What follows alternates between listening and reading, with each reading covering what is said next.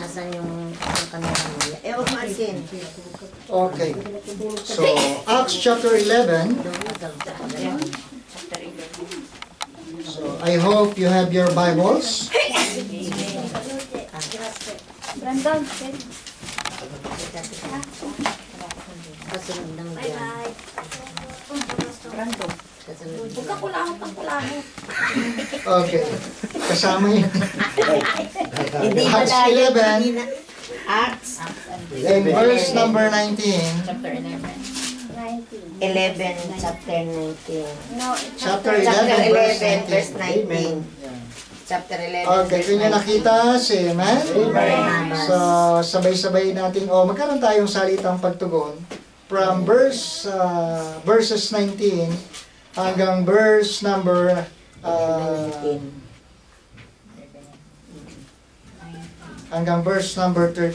Okay, ganito po ang sinasabi, lahat po ng men sa verse 19 and women, verse number 20, kasama mga young people.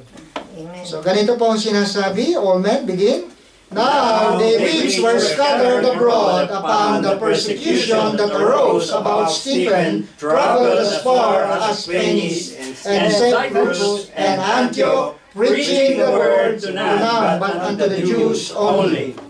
And some of them were men of Cyprus and Cyrene, which when they were come to Antioch, spake unto the Grecians, preaching the Lord Jesus. And the hand of the Lord was with them, and a great number believed and turned unto the Lord. Then tidings of these things came unto the ears of the church, which was in Jerusalem, and they sent forth Barnabas, that he should go as far as Antioch. Who, when he came and had seen the grace of God, was glad and exhorted them all, that with purpose of heart they would cleave unto the Lord. For he was a good man, and full of the Holy Ghost and faith, and much people was added unto the Lord. Then departed Barnabas to Tarsus for to seek Saul. And when he had found him, he brought him unto Antioch. And it came to pass that a whole year they assembled themselves with the church, and taught much people, and the disciples were called Christians first Antioch. And in these days came prophets from Jerusalem unto Antioch. And there stood up one of them named Agabus, and signified by the Spirit that there should not be there throughout all the world, which came to pass in the days of Claudius Caesar. Then the disciples of every man according to his ability determined to send relief unto the brethren which dwelt in Judea. And 30, which also they did, and sent it to the elders by the hands of Barnabas and Saul. Tayo pong lahat ay umuko, dakilang Diyos. Kami po ay nagpapasalamat na kami po ay maling makapag-aaral ng inyong pong mga salita ng buhay na siyang magpapalakas at hamon ng aming pananampalataya, Panginoon. Naway ang banal na Espiritu ay malayang makagawa at makapangusap sa aming mga puso na kung saan ay ang inyong pong mga salita ay gagawa ng may kapangyarihan sa buhay ng bawat isa, Panginoon. At lahat ng ito ay aming hiling at dalangin sa pangalan ng aming Panginoong Hesus. Amen. Amen. Makaupo na po tayong lahat. Muli, isang napakagandang hapon sa inyong lahat. Amen. At natutuwa po tayo na biblically speaking, na ang layunin talaga ng iglesia ng ating Panginoon ay makapagturo at makapagdagdag ng mga kaluluwa na maglilingkod sa kanyang church. Amen? Amen. So, at yung nangyari kanina ay hindi natin maikakaila na ito ay hindi dahil sa ating karunungan, kundi dahil sa kamay ng ating mapagbiyayang Diyos. So, ang ating pag-aaralan sa mga talatang ating binasa ngayong hapon ay ang salitang Christians. We all know that yung salitang Christian ay malinaw na tagasunod, no, ni Kristo, at kung ano yung ginagawa ni Kristo, ay yun din ang kanilang ginagawa. Pero originally, o biblically, where the word Christian came from? Saan ba talaga ito nanggaling? Ito ba ay salita na binuo para sa mga Kristiyano? O ang salitang ito ay nabuo dahil sa pagkakilala ng mga tao doon sa mga tagasunod ng ating Panginoon? Okay. So, the believers receive a new name. So, matapos na siya ay makakilala sa Panginoon at maligtas, meron siyang tinatawag na panibagong pangalan, no?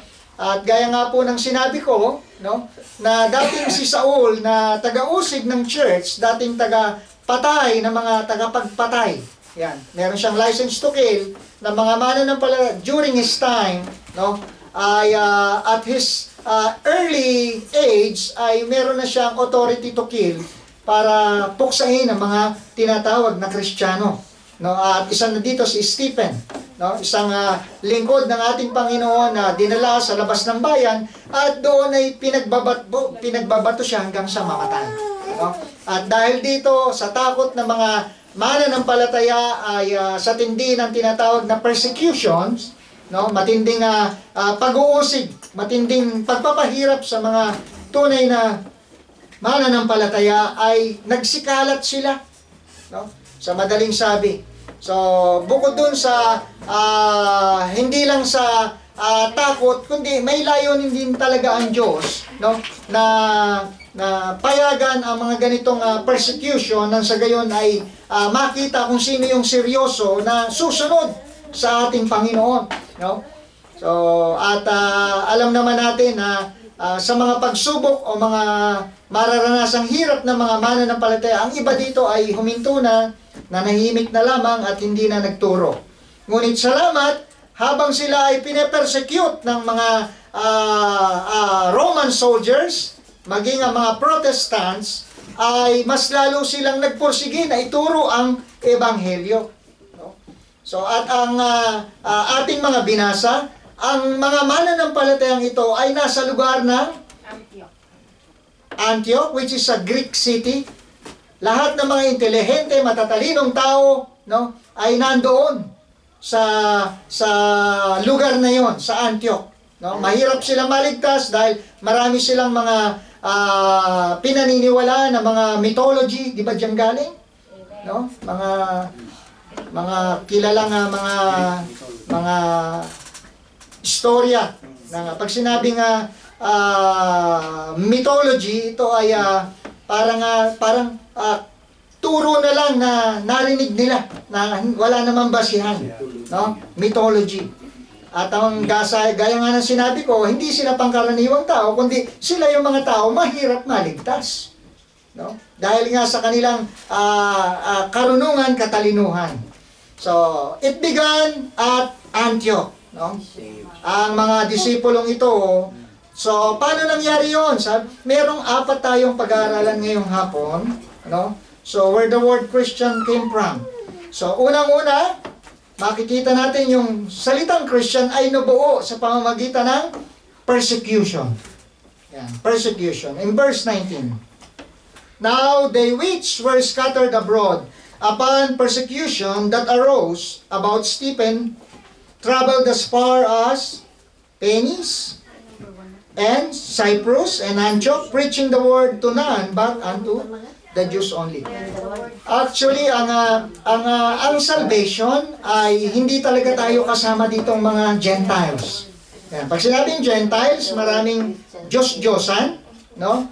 Pag sinabing Gentiles ay marami kang mga tradisyon na ginagawa na wala ka naman ding basihan kung ito ba'y totoo o hindi, no?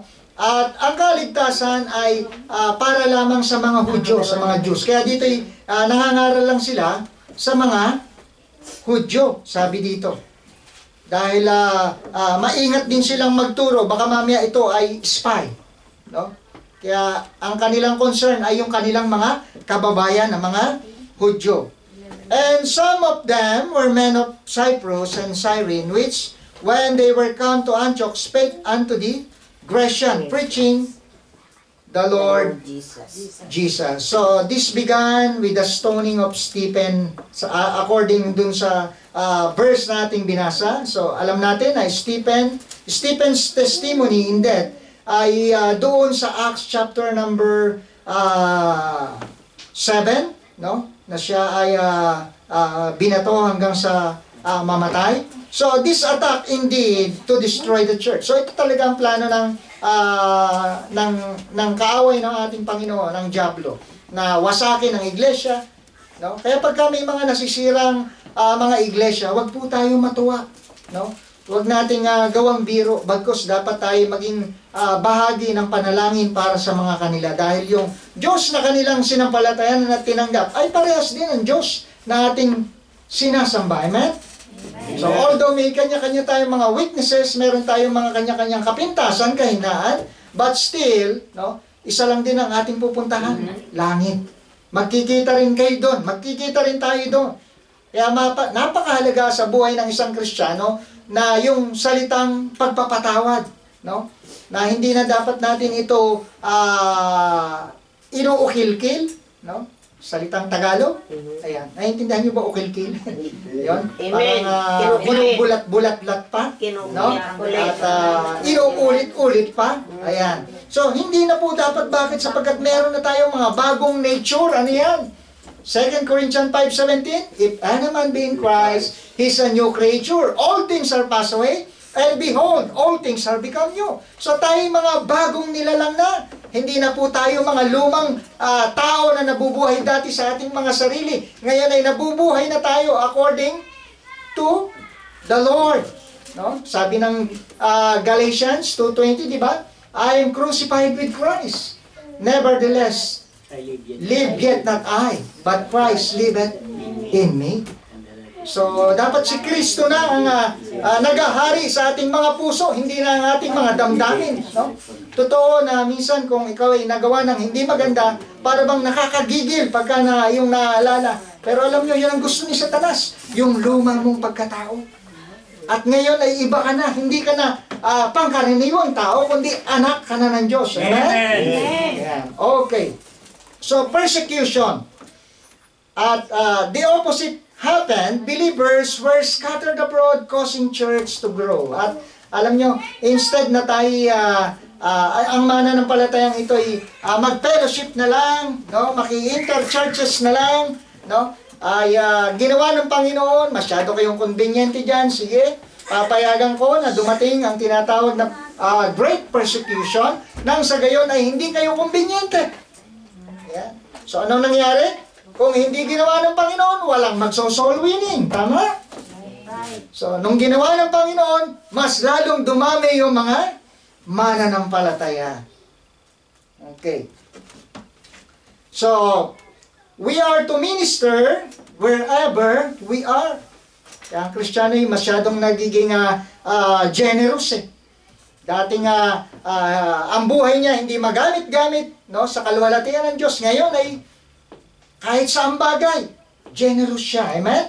Sa kanyang oras, sa kanyang talento, sa kanyang kakayanan, anumang meron siya sa kanyang buhay, ay hindi na niya pag-aari, kundi pag-aari na ng Diyos. Amen? Amen. So ito'y patunay na lumalago ang mga tagasunod ng ating Panginoon. So churches were planted where believers fled. So bagaman ng maraming mga iglesyang itatayo, pero ang nangyari sa kanila, sila ay mas lalong lumalabas para magturo. No? At nakakatuwa, sa ating church ay hindi pa tayo lumalabas, pero may nasa-save na. Amen? Amen. Ayan. At ibig sabihin may mga resourceful na mananampalataya na although ang tinuturo ng Biblia ay lumabas at magturo, no? So may ibang paraan din para merong mga maligtas, katulad sa panahon natin, katulad ng internet, di ba? Ng social media. Nakapagpo-post tayo dyan, tulad ng mga invitation, di ba? Na ipapadala natin, no? So, naipopromote natin ang gawain ng Panginoon. Naipopromote natin yung ating Christian community sa community, no? Okay. So, ano pa? Persecution number 2, preaching. In verse 20, and some of them were men. At sabi dyan, preaching the Lord Jesus. So mahalaga pala na ang buhay natin ay naipapangaral natin si Kristo. So when was the last time na ipinapangaral natin si Kristo? Ayan. Sa ibang mananampalataya, praise the Lord, kung kayo nakapagtuturo, kung kayo nakapag-share about Jesus Christ, pero mula nung naligtas ka, no? Ilang tao na ang naturuan mo patungkol kay Kristo? Ilang tao na ang na-share mo about the salvation which the Lord had done in the cross of Calvary? So may na-share na ba tayo? No? May natuturuan na ba tayo? Or yung old nature pa rin natin ang naituturo sa tao? Ang nakikita nila yung luma mo pa rin pagkatao, hindi na yung bagong nilalang. So sad to say, no? Na marami sa iglesia na hindi nila na ipopromote kung sino ang dapat ipangaral. So ang kanilang naipapangaral, yung mga sarili pa rin nila. Yung old nature pa rin nila. Pero salamat, ang mga mananampalatayang ito, iba na ang lumalabas sa kanilang bibig na dating, pare, wala ba tayong session mamaya? No? O mare, wala ba tayong lamesa mamaya? No? So ngayon, iba na.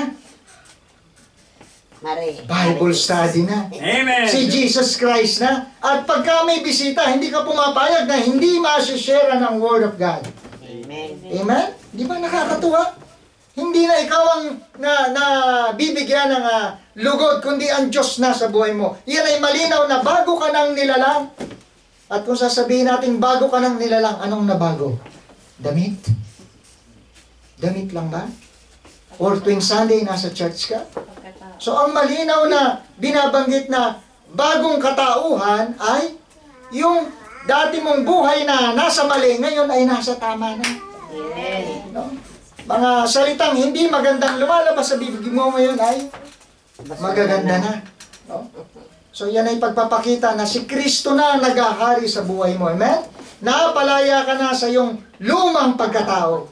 No? At si Satanas, since hindi ka na kayang dalhin sa impyerno, as I said, lagi kong sinasabi ito sa pulpito, dahil hindi ka na kayang dalhin sa impyerno ang kaluluwa mo dahil sa langit ka na at anak ka na ng Diyos at born again ka na, ang gagawin niya, ibabalik sa iyo yung luma mong pagkatao, yung luma mong kahinaan. No, hindi ko alam kung anong mga weaknesses nyo. Ganon din ako, may weaknesses din ako, may kahinaan ako. Yun ang dahilan kung bakit kinakailangan ko pang manangan sa salita ng Diyos para baguhin pa yung mga kahinaan ko sa buhay. So ganon din ang mga mananampalataya. So preaching, kailangan natin ito, hindi lang maituro sa mga tao, yung pangangaral ng salita ng Diyos ay mapakinggan din natin. At hindi sapat ang araw ng linggo, mga kapatid. Dahil ang kalaban ay lubhang, matalino, marunong, makapangyarihan, at kung tayo tuwing linggo lang, baka kumbaga sa gera, kulang ang bala. Hindi ka tatagal. No? Kaya hanggat maaari, meron kang time manalangin, meron kang time magbuklat ng Biblia, meron kang time para makinig. Amen? Amen. So napakahalaga sa buhay ng isang tao. And I believe, no? Sa ating pakikinig, no? Doon lang tayo natuturuan ng salita ng Diyos. At madalas nga, mas maganda kung naririnig natin yung hindi mo gusto. Kasi kung yung gusto mo lang, walang mababago sa iyo. Amen? Dahil yung mali, ayaw ni Satanas na banggitin, no? O ukil-kilin. Sabi ko nga, ayaw niya na sabihin mo yung kahinaan mo. Pero salamat, ang pulpito ay hindi pinapangaral sa mga espiritual. Kundi ang pulpito ay pinangangaral sa kawan ng Diyos. Ito'y para sa lahat. Ito'y pagkain para sa lahat. At ang pagkain ito ay mahalaga na yung ma-absorb. Ayan. Kanina habang kumakain tayo sa haba ng kwentuhan, no? Hindi ko namamalayan, nakatayo na pala ako. Ako na pala ako nang natapos. No? At yung iba'y tuloy pa ang kain. No? Bakit? Kasi na-enjoy nyo yung pagkain eh. So dapat sa salita ng Diyos, na-enjoy nyo rin kahit na minsan parang mapait tong lutong ito ah. Parang mapakla ito ah. No? Pero alam nyo, pag na-enjoy mo yung kahit mapait tulad ng ampalaya, masarap. Di ba? Amen. Kahit may pait. So, ganun din ang buhay natin. Pagka hindi tama sa harapan ng Diyos, minsan may sakit. May sakit eh. May nararamdaman ka. Parang ako yata yun ah. Di ba? Ako yata ang sasaringan ni pastor ah. No? So, hindi ikaw. No? Ayaw. No? Hindi nagpapasaring si pastor. Talagang sinasabi sa'yo. Ayan. Amen. Hindi na kailangan ko magpasaring. Ako na nga yun. Okay. Ako na nga. Okay, tuloy natin. So, all preaching had been to Jesus. So, ang pangangaral dapat ay maituro ang ating Panginoong Hesus. Hindi dapat ang sino man. No? So, kami tulad din sa, katulad niyan, may nabaptize, katulad nila, Kimberly na mga bisita. Dati rin kaming walang alam sa Biblia, no? Pero dumating ang time na hindi lang pala yun ang plano ng Diyos. May plano pa siya na mas matuto ka pa. Amen? May plano siya na gusto niyang malakaran mo pa. Bakit kinakailangan mo? Para ma-enjoy mo ang journey ng iyong Christian life. Amen. Amen? So yun pala ang purpose. Kaya pag hindi mo alam ang plano ng Diyos sa buhay mo, wala kang mararating. Bakit? Kasi hindi mo alam anong gagawin mo para malakaran ng kalooban ng Diyos. At sa pamamagitan ng pangangaral ng salita ng Diyos, doon natin nalalaman, yung pala. Mahalaga pala na yun ang gawin ko. Mahalaga pala na hindi ko dapat gawin ang isang bagay na hindi makalulugot. So, this did not fulfill the Great Commission. So, makikita natin na dahil sa persecution, akala nila hindi sila makapag-andare abante sa utos ng ating Panginoon. Pero alam nyo, kahit na may persecution, kahit na may COVID, no, hindi makalabas, hindi pa rin naging hadlang para maituro at magpatuloy ang gawain ng Panginoon. Amen? Amen. So, although talagang malaki ang naging impact ng COVID-19, no, sa atin, 2 taon, 3, 5, inabot pang 5. Hindi nga kami nakauwi ng Pilipinas eh. No? So, bakit? So, hindi rin, kahit na merong pandemya, kahit na, o sabihin natin pandaigdig ang pandemya, hindi pa rin dapat huminto ang iyong pagiging Kristiyano. Amen?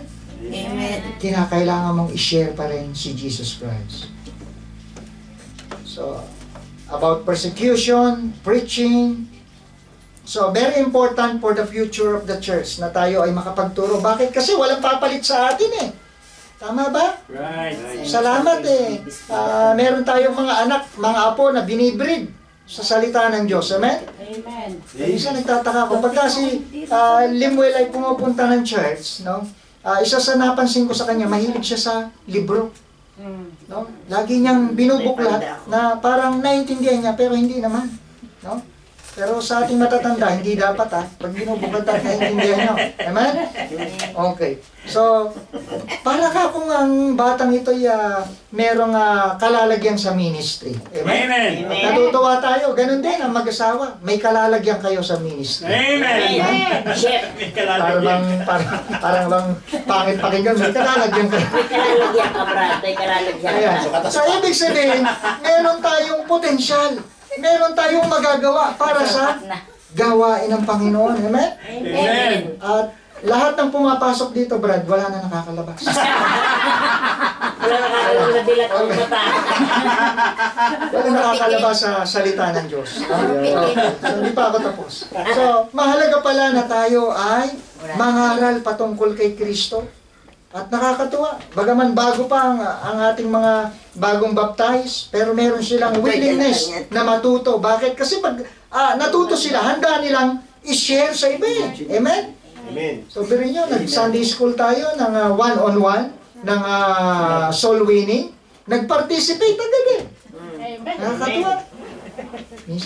Minsan para ka kung kulang pa ang pag-aaral ko. Ito, bago pa lang eh. Pero meron ng ibinubuga sa gawain ng Panginoon. Amen? Amen. So, dapat tayong mga matatanda, mas lalo tayong magsika. Right. Amen? No? So, Sakit pa kayo, matanda. Uy. okay, that's why, very important sa future ng ating church, ma-prepare natin sila. And Antioch became the second center of outreach. So, from Jerusalem, no, sila ay, ang mga mananampalatayang naligtas dito sa Antioch, no, ay nagpatuloy sila, kaya we don't believe in universal churches. Hindi tayo naniniwala sa universal church. Na mayroon isang church na makapangyarihan, na doon ang gagaling ang utos para tayo, kung anong gusto nilang pagawa sa atin, yun ang gagawin. No? So, ibig sabihin ay ang universal church ay tinuturo lamang sa millennial. No? Yun ang universal church. Iisa na lang ang church. No? Na ating dinadaluhan. Pero ngayon sa panahon natin ay we believe in visible, local, independent Baptist Church. Amen? Na hindi tayo pwedeng saklawan ng ibang churches. No? So, since tayo ay mission, may kapangyarihan ang Mother Church sa atin para tayo pangalagaan, ingatan sa doktrina, at mapangalagaan sa aral ng ating Panginoon. Okay. So, from Jerusalem to Antioch, ito yung naging result ng kanilang outreach. Kaya nakakatuwa. Bagaman may persecution sa outreach, pero ang Kristiyano dito matibay. Matibay. Bakit? Kasi kahit na sila'y pinagpapapatay, pinagpapahirapan, pinagkukulong, pinugutan ng ulo, no? So alam natin kung bakit naabot tayo ng mabuting balita dahil sa mga taong ito. Amen? Amen. Kasi nanindigan sila. Kaya alam niyo, isang mananampalataya dapat may paninindigan. Amen? Meron kang standard, ano yan? Yung salita ng Diyos. Right. Kasi pag wala kang standard, sabi ng Bible, no man can serve two masters. Or either he will love the one and hate the others. Hindi tayo makapaglilingkod sa dalawang Diyos. Bakit? Balimbing ka eh. Di ba? Alam niyo, balimbing na prutas. Maraming anggulo. Maraming anggulo. No? Pagkaharap mo, kamukha mo. Pag nakatalikod, ibang mukha. Ano yun? Para bang yung, sis, kamusta ka na pagtalikod? Alam niya. Balimbing. So, hindi doble cara, hindi dalawa mukha, isa lang, amen? Parang binago ka na ng Panginoon eh. Okay, number 3, sa akin pagtatapos. Verse 21. And the hand of the Lord was with them, and a great number believed, and turned unto the Lord. So, number 3, power. Power. So, the hand of the Lord was with them. So, ito ang pinakamaganda lahat, mga kapatid. Na kahit naiilan ang bilang ng mga mananampalataya, ang mahalaga, nandun ang kamay ng Diyos. Amen? Amen. Kaya hindi ibinabase sa dami para masabing ianay sa Diyos eh. Kaya kanina yung bisita, yung patotoo niya, doon maraming member. Kaya lang, hindi ko madama yung tinuturo, no? Doon sa nang mangangaral. Bakit? Kasi walang power eh. Wala yung kamay ng ating Panginoon. Kaya kahit gaano karami ang kongregasyon, bilang ng kongregasyon, hindi natin pwedeng sabihin tama eh. Yung salitang majority is always right. Hindi. Si Elijah nga, nag-iisa na nga lang eh. No? Mas marami yung sumasambang propeta kay Baal eh, di ba? Pero napatunayan natin na hindi lahat ng marami tama. No? So yung, kahit siya'y nag-iisa, naninindigan siya, pero yun ay tama na salita ng Diyos, yun ang tama. Amen? Kaya hindi tayo naghahanap ng saya sa pagdalo ng pagsamba eh. Ang hinahanap natin, malayang makakakilos ang Holy Spirit sa puso ng tao. Namalay ba naman natin yung itsura ni Brother Robert, masisave, di ba? Ay, barako. Tingko parang mahirap makumbinsi ito eh. Unang kita ko pa lang eh. Mukhang mahirap maligtas to eh. Di ba? Sa aking kwan lang, sa aking pandama, no? Pero nung nagsalita, ikinilos ng Panginoon eh. Napahiya ako sa Panginoon eh. Totoo pa. Pasensya na po. Patawad po. No? At ngayon ay nabaptize pa, napabilang sa church. Amen. Di ba yun malinaw na kamay ng Diyos? Amen. Kung ako lang eh, hindi ako makukumbinsi eh. No?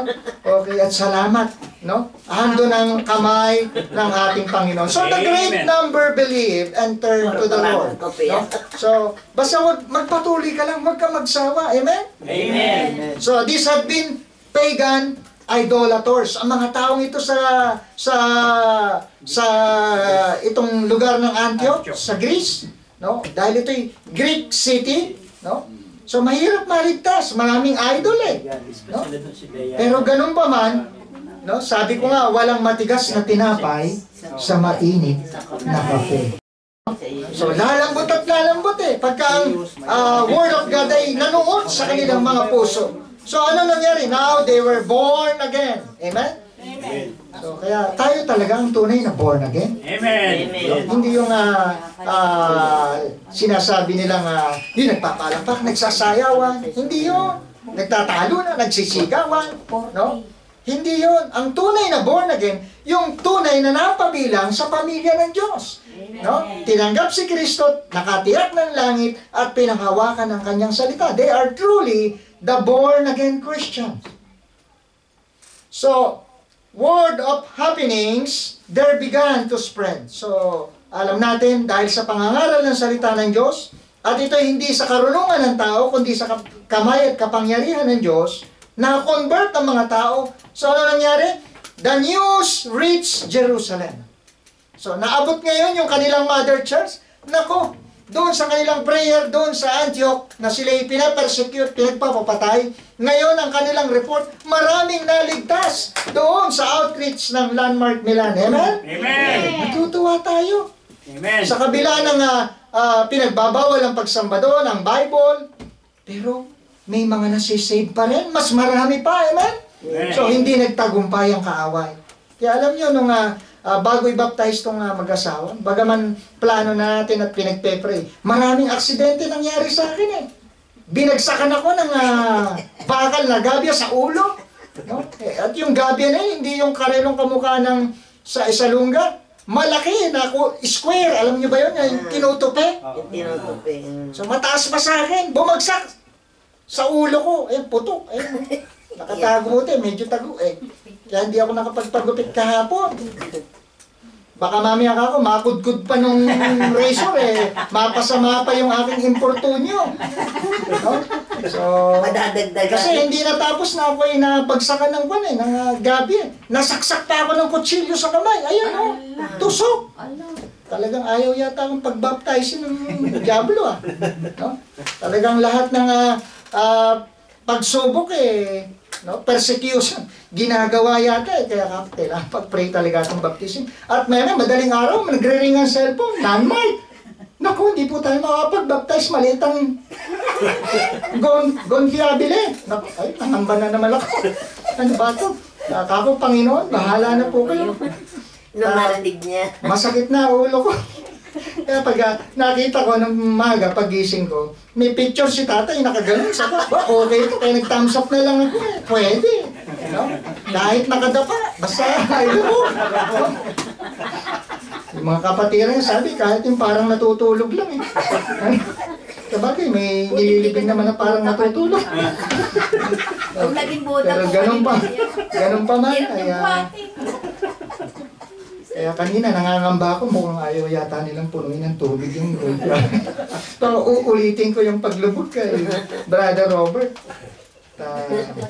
Ganun pa man, nakita natin na walang hadlang para ang mga taong ito ay maturuan, maligtas at makapaglingkod. So, ganun na lang yung tuwa ng mga ng kanilang mother church sa Jerusalem na sa kabila ng mga pag-uusig ay nakapagpatuloy sila. So, Barnabas was a spirit-filled man. Verse 24.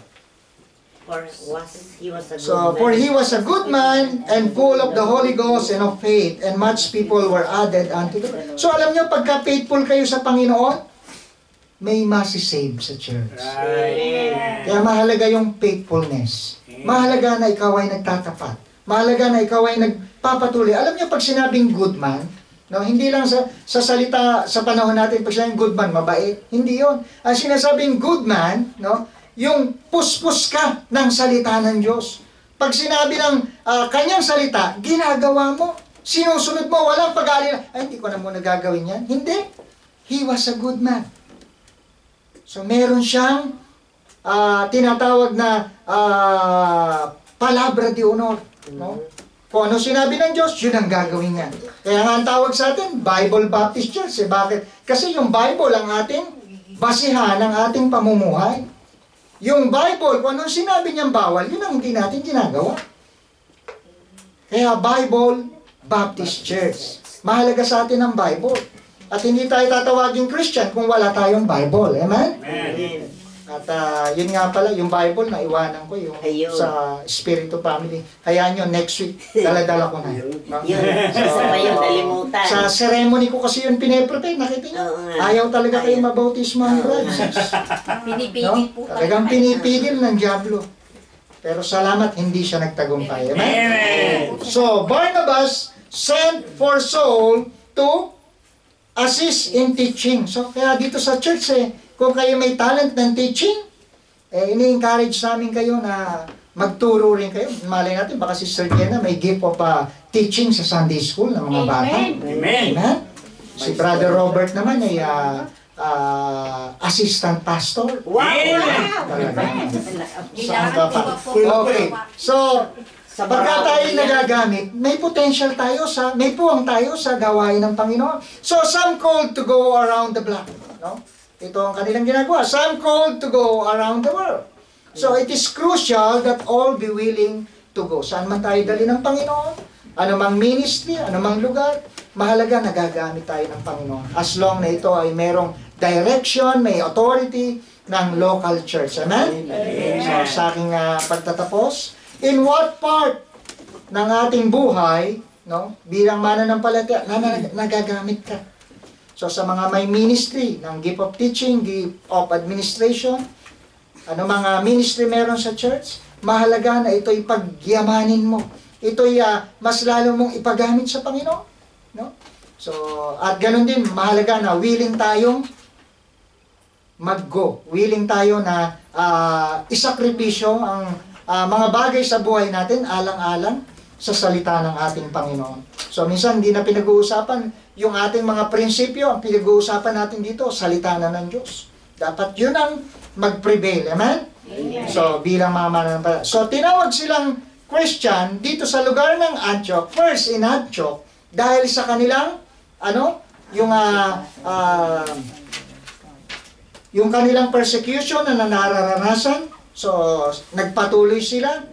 Yung kanilang preaching, ang kanilang pinangangaral, hindi ang church, hindi ang reliyon, kundi si Kristo. And number 3, mahalaga na naroroon ang gabay at pagpapala ng Diyos sa mga Kristiyano. Amen? So, are you a Christian? Amen. So, kahit na may pagsubok, are you a Christian? Amen. Amen. Kahit na maging kapalit pa ng buhay mo ito? Amen. Amen. No? Sabi ng pastor, kahit na patayin niyo ako, Kristiyano ako, Baptist ako, no? At kahit ang abo ko, Baptist pa rin, Kristiyano pa rin, kahit na sunugin niyo, mangangamoy Baptist pa rin ako. Amen? Dapat ganun. Nangangamoy Baptist. Ano yan? Ibig sabihin nangangamoy Baptist? Yung Word of God nasa buhay mo. No? So, let Christ live through you every day. So, dapat ay yun ang ating buhay. Araw-araw, hindi lang tuwing linggo. No, hindi ka lang bagong nilalang tuwing linggo. Bago ang jaka, no? Bago ang sapatos. Hindi yan ang pagiging Kristiyano. Ang tunay na Kristiyano, no? Dito sa Antioch, kahit may pag-uusig, nagpapatuloy. Kahit may problema, nagpapatuloy. Kahit maging ang buhay nila ay kapalit, nagpapatuloy para sa Panginoon. So tayo pong lahat ay tumayo. Tayo po'y mananalangin na. Tayo po'y pumikit. Dakilang Diyos, maraming salamat po sa inyo pong mga salita na naipangaral ngayong hapon. Salamat sa kalayaan na ginawa ng Banal na Espiritu na walang maging hadlang para maipangaral ang inyo pong mga salita ng buong tapang, Panginoon. Salamat po sa inyo pong mga anak na handang tanggapin ito sa kanilang puso na may pag-ibig, Panginoon, bilang pagtatama, bilang pagtuturo, Panginoon, ng Banal na Espiritu. At hiling po namin, O Diyos, sa aming mga narinig ay ang salitang Kristiyano ay maituturing na isang pangalan na hindi pangkaraniwan, Panginoon. Hindi katulad sa panahon namin ngayon na ang salitang Kristiyano ay kinakabit lamang pag hindi Muslim ang isang tao, hindi Buddhist, kundi ang salitang Kristiyano pala ay maging sa pagsubok, maging sa buhay, maging sa pananampalataya, ay nananatiling Kristiyano at tagasunod mo, Panginoon. At salamat, bago matapos ang taong ito, Panginoon, anumang plano mo sa aming mga buhay, lalo na po sa darating na anibersaryo, ay makita po namin na mas mainam ang aming Kristiyanong paglago, ay tunay na kayo ang nalulugod, Panginoon. At hindi na ang aming lumang pagkatao ang makita, Panginoon, kundi ang bagong nilalang, ang bagong Kristiyano, Panginoon, na tunay na nanaligtas, tunay na naging anak ng Diyos, tunay na may buhay na walang hanggan, at walang agam-agam na ipagamit ang kanyang buhay ng buong lakas, ng buong talino, at ng buong pananampalataya, Panginoon. At minsan pa, gumawa po kayo sa maiksing panyaya, habang lahat na may ako nakapikit. Yes, of course, I know you are a Christian, mananampalataya ka na, marahil 1 taon, 2 taon, 5 taon, at ang church ay 9 na taon na. This coming December 17. Are you growing in your Christian life? Lumalago ka nga ba sa iyong buhay Kristiyano? O nananatili ka pa rin sa lumang pagkatao? Wala ang pagpapatawad, wala ang pagbibigay, wala ang pagpaparaya. This time, kung meron tayong mga kahinaan, hindi ko man nabanggit at hindi ko alam kung anong yung pinagdaraanan, bakit hindi mo ilapit sa altar? Pray to the Lord and have a commitment. Lord, hindi ko kayang baguhin ang aking mga ugali na magagaspang pa, Panginoon. And I need you in my life na nang sa gayon ay mas lalo akong magawa ang kalooban mo. So, habang lahat na kayo nakapikit, push your way to the altar, pray to the Lord, and have a commitment. Amen. Praise the Lord. Manalangin po tayo. Sama-sama po natin panalangin ang ating mga sarili sa paanan ng ating Panginoon. Ask His mercy. Tayo po'y manalangin.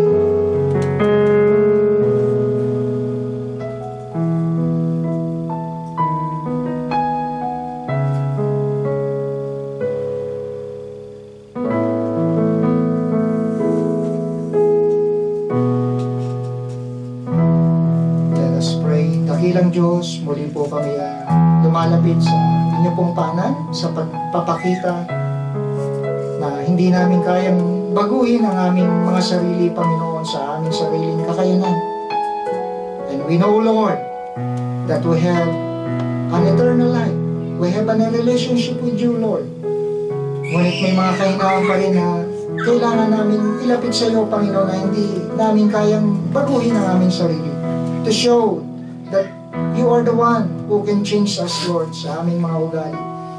Tulungan mo po kami na maging mapagkumbaba, mapagpatawad, at higit sa lahat, ang aming pananampalataya ay magliwanag tulad ng ilaw, Panginoon, sa mga taong nakapaligid, sa mga taong aming nakakausap, natuturuan that Jesus saves. At sa mga anak niyo po na lumapit sa altar, hindi ko po alam ang kanilang mga inilapit sa inyo pong paanan. But I know one thing, Lord, na kayo po ang Diyos na gumagawa sa kanilang mga buhay na baguhin ang aming mga sarili, Panginoon. Just because we are called Christians, kahit na may mga pagsubok, ang pangalan mo ay nakakabit na sa amin, Panginoon, na hindi na ito matatanggal, hindi na maalis. That's why we live as the life of a Christian na binago na ang buhay. Salamat, Panginoon, just because kayo ang Diyos na buhay, Diyos na nakakaalam, Diyos na nakakagawa sa aming mga buhay, Panginoon. Kaya nilalapit ko po ang inyo pong mga anak sa altar sapagkat ito'y aking hiling at dalangin sa pangalan ng aming Panginoong Jesus. And all the people say, Amen.